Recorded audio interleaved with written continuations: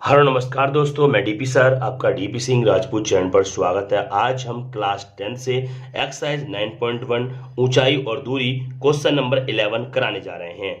जैसे कि क्वेश्चन है, एक नहर के तट पर एक टीवी टावर ऊर्ध्वाधर खड़ा है। ठीक है, देखो ये रहा, नहर के तट पर एक ऊर्ध्वाधर टीवी टावर खड़ा है, ये रहा टावर।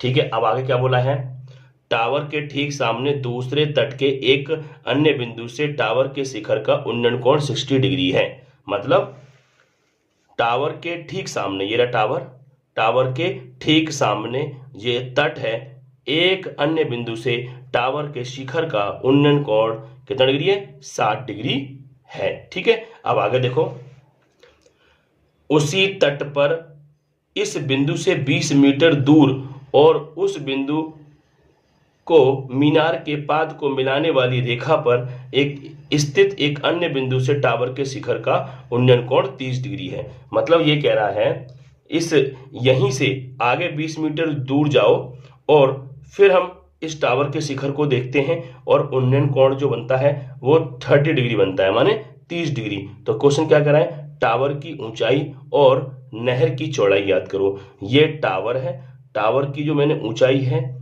मैं मान लेता हूं, टावर की ऊंचाई को मैं h, ठीक है, और नहर की चौड़ाई ये है, ये हमारी नहर है, हम नहर की चौड़ाई को मान लेते हैं x। इसी चीज को हम नोट करते हैं, माना टावर की ऊंचाई स्मॉल h है तथा नहर की चौड़ाई x है। टावर की ऊंचाई को h माना है, नहर की चौड़ाई को हमने x माना है। अब हम सबसे पहले ट्रायंगल लेते हैं ए बी सी। क्या लिखेंगे, in triangle A B C, 90 बीच में होना चाहिए, ए बी सी में करते हैं। और यहां लेंगे हम 10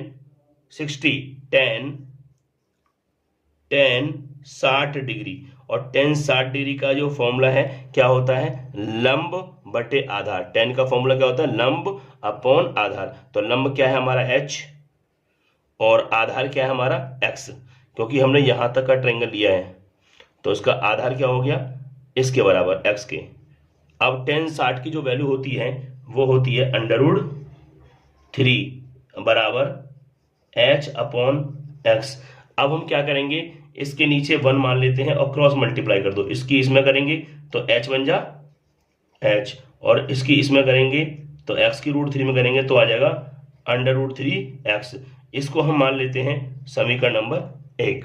इसको क्या मान लेते हैं, समीकरण नंबर 1। अब हम बात करेंगे 30 डिग्री वाले त्रिभुज में, समकोण त्रिभुज में। तो कहां से है 30 डिग्री, डी ए बी और डी, ये ट्रायंगल है। तो लिखेंगे इन ट्रायंगल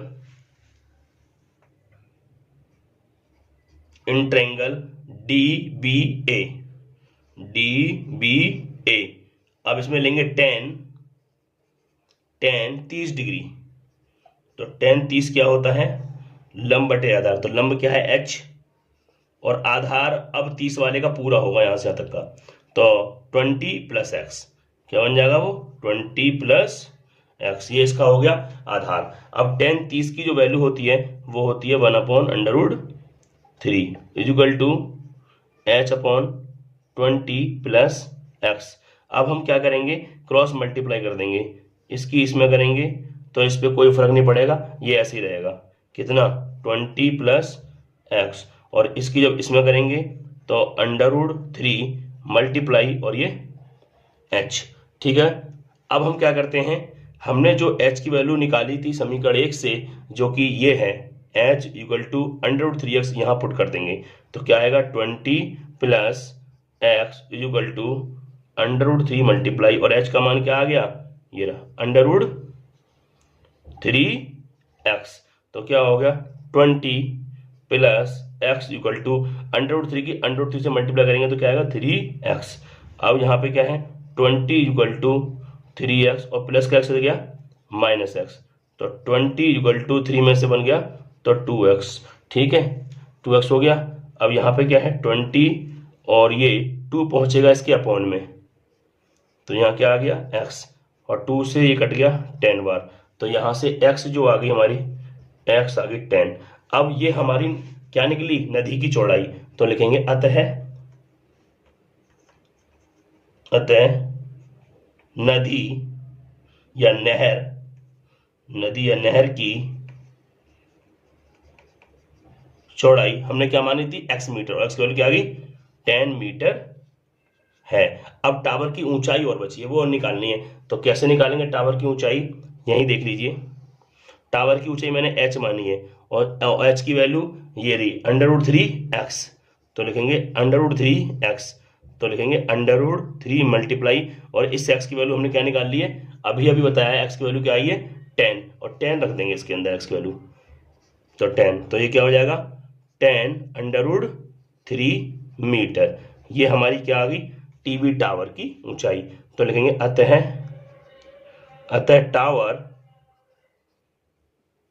टावर की ऊंचाई